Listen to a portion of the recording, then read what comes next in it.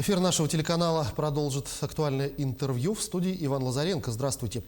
9 декабря отмечается Международный день борьбы с коррупцией. Коррупционные проявления встречаются не только в органах власти и местного самоуправления, но и в иных сферах, включая коммерческую. Какие сферы наиболее подвержены коррупционным проявлениям? Какие бывают типичные нарушения законодательства о противодействии коррупции? Как этого не допускать? Эти вопросы мы обсудим сегодня с прокурором отдела по надзору за исполнением законодательства о противодействии коррупции прокуратуры Республики Евгенией Акимовой. Евгения Васильевна, я вас приветствую. Здравствуйте. Здравствуйте. Давайте начнем нашу беседу вот с такого вопроса. Что вообще такое коррупция и каковы ее главные признаки, и насколько в нашей республике коррупционные нарушения распространены? Коррупцию можно определить как процесс, в ходе которого лицо, наделенное определенной властью, использует ее для личного обогащения, либо обогащения третьих лиц. Помимо этого есть еще огромный блок запретов и ограничений, которые необходимо соблюдать служащим. И запрет заниматься определенной деятельностью и так далее. То есть это ограничивается не только уголовно наказуемыми деяниями, но и правонарушения, которые сопутствуют работе коммерческих организаций, государственных органов, муниципальных органов. То есть коррупция, понятие немного шире, чем просто дал взятку, подошел. Да. Это в том числе, допустим, если госслужащий начал заниматься коммерцией, это тоже коррупция. Это тоже является одним из признаков коррупции. Скажите, пожалуйста, какие сферы можно назвать самыми коррумпированными на территории нашего региона? Следует отнести бюджетную сферу, сферу государственных и муниципальных закупок, а также использование государственного и муниципального имущества. К примеру, по результатам совместной проверки прокуратуры Республики и Министерства внутренних дел был установлен факт злоупотребления должностными полномочиями заместителя министра сельского хозяйства региона путем предоставления субсидий сельхозтоваропроизводителям по завышенным показателям, что повлекло тяжкие последствия и урон бюджету республики. По данному факту в отношении госслужащего возбуждено и расследуется уголовное дело.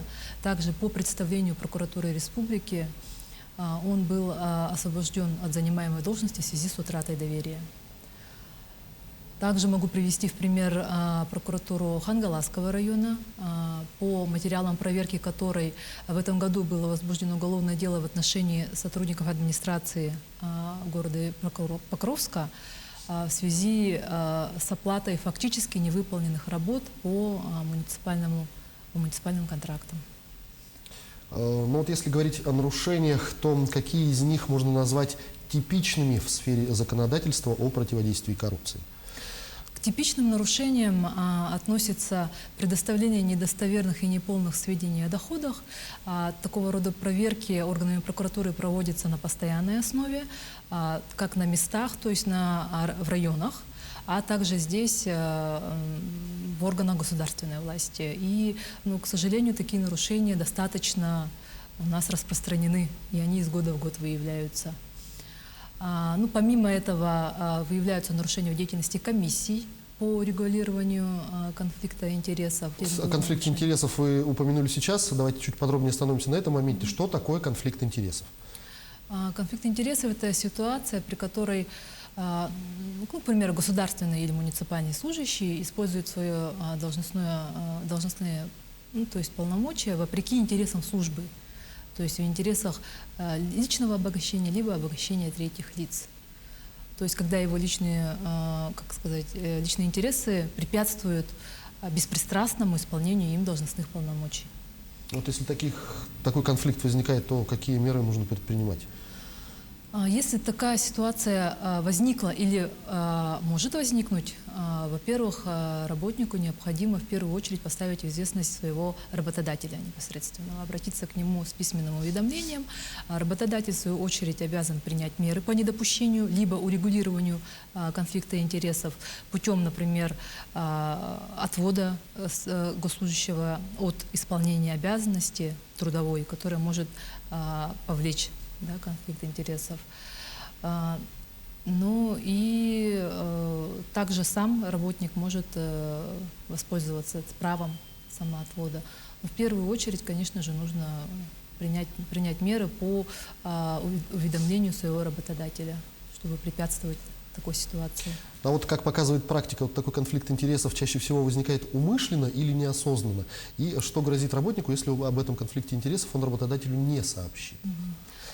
Ну, как правило, это возникает скорее умышленно. Ну, то есть человек не может не знать о том, что, например, его близкий родственник участвует там в одном из конкурсов, которые проводится местной администрацией. Он является, соответственно, как сотрудник администрации членом комиссии, которая будет принимать решение, кто победит в данном конкурсе.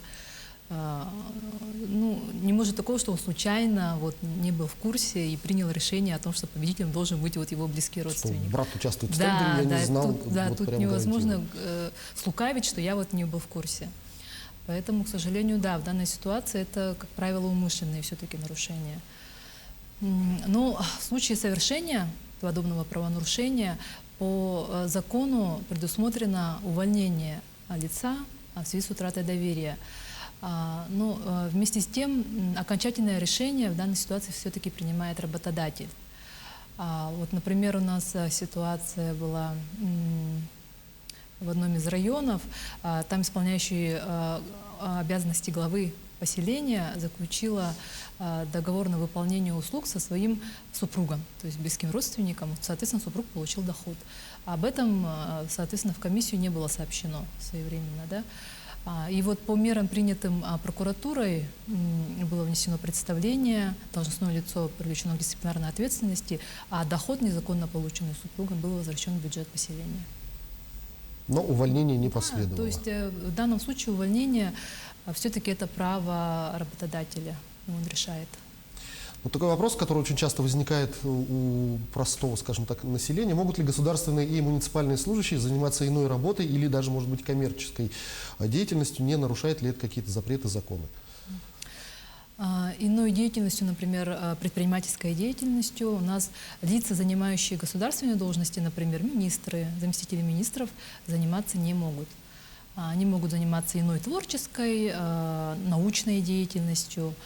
А лица, занятые на государственной и муниципальной службе, они имеют право заниматься иной оплачиваемой работой, но они должны обязательно уведомить своего работодателя об этом.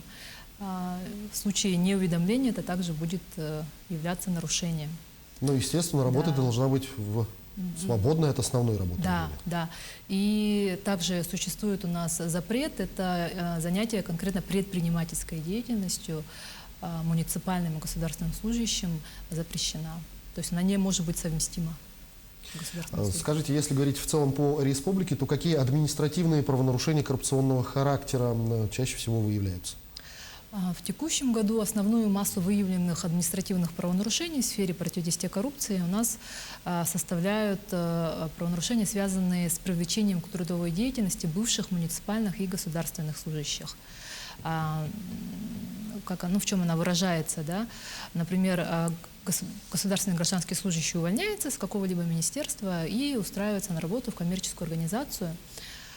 При этом коммерческая организация не уведомляет по месту бывшего, по месту работы министерства о том, что их сотрудник вот к ним устроился на работу.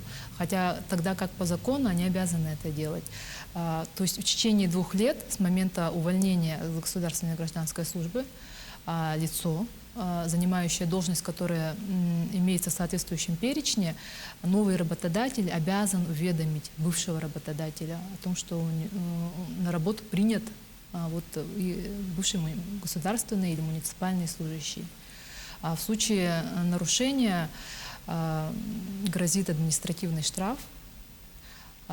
Там на юридических лиц 100 тысяч, на должностных лиц 20 тысяч. То есть штрафы там не маленькие. Но у нас, к сожалению, эти правонарушения допускаются. Не из года в год у нас выявляются. Например, в этом году по постановлениям прокуроров 29 лиц привлечено было к административной ответственности на общую сумму 1 миллион рублей. Но вот из этого количества таких правонарушений большая часть из них была допущена работодателем умышленно, то есть он, зная о том, что бывший госслужащий к нему пришел на работу, не сообщил предыдущего работодателя, или работник пришел и не уведомил работодателя, что он вот раньше работал там-то, там-то. Вот как в этом случае работодателю себя, скажем так, обезопасить и какие меры предпринять, чтобы вот это правонарушение не допустить умышленно или неумышленно? Ну, зачастую у нас работодатели при приеме на службу недостаточно внимательны. То есть все сведения о бывшем трудоустройстве работника отражены, соответственно, в трудовой книжке, которая им предоставляется при трудоустройстве. И перечни должностей, которые относятся к данной категории, которые должны уведомлять, да, о своем трудоустройстве, они размещаются в открытом доступе на официальных сайтах органов власти, ну, или органов местного самоуправления, как правило. Но зачастую работодатели упускают этот момент. И кто-то в силу, бывает так, что в силу своей неграмотности юридической узнают только тогда, когда их приглашают уже на составление административного постановления. Чтобы не допускать такого, работодателю необходимо при получении документов лица, который хочет устроиться к нам на работу, изучить, состоял ли он ранее на государственной либо муниципальной службе, прошел ли двухлетний срок, потому что если двухлетний срок прошел с момента увольнения, то тут уже уведомлять не нужно. Если срок не прошел, то в течение 10 дней он обязан направить уведомление по месту бывшей работы. Уведомление направляется в письменном виде на официальном бланке организации, и ее подписывает руководитель, лицо, которое, соответственно, заключило трудовой договор с бывшим государственным либо муниципальным служащим. А вот такой вопрос. Имеется ли у нас в республике практика привлечения к административной или, может быть, даже уголовной ответственности за незаконное вознаграждение от имени юридического лица? Да, у нас имеется факт привлечения к административной ответственности. Например, по постановлению прокуратуры республики в этом году у нас коммерческая организация привлечена к штрафу в размере 1 миллион за коммерческий подкуп руководства Фонда поддержки предпринимательства. Штрафы большие в данном случае. И лицо может быть освобождено от данной статьи только лишь в том случае, если оно участвовало в выявлении, расследовании, способствовало расследованию уголовного дела по указанному факту. В завершении беседы, если говорить об основных ориентирах прокуроров в сфере противодействия коррупции, то на что основное внимание обращено? Внимание прокуроров в сфере противодействия коррупции обращено в первую очередь на соблюдение федерального законодательства, а также на проведение антикоррупционной экспертизы нормативно-правовых актов органов государственной власти и органов местного самоуправления. И в первую очередь большая работа проводится, в том числе совместно с управлением при главе по профилактике коррупционных и иных правонарушений, по недопущению нарушений, связанных с декларированием доходов, так как данный блок нарушений, он у нас достаточно обширный, и из года в год он у нас, к сожалению, повторяется. Но работа по повышению грамотности государственных и муниципальных служащих органами прокуратуры проводится постоянно. И данная работа у нас стоит на первом месте. Что ж, Евгения Васильевна, я благодарю вас за эту беседу. Спасибо, что нашли время и ответили на наши вопросы. Успехов вам в вашем труде. Спасибо. Это была программа «Актуальное интервью». О противодействии коррупции мы говорили сегодня с прокурором отдела по надзору за исполнением законодательства о противодействии коррупции прокуратуры Республики Евгенией Акимовой. На этом я с вами прощаюсь. До встречи в эфире. Берегите себя и не забывайте носить маски в общественных местах.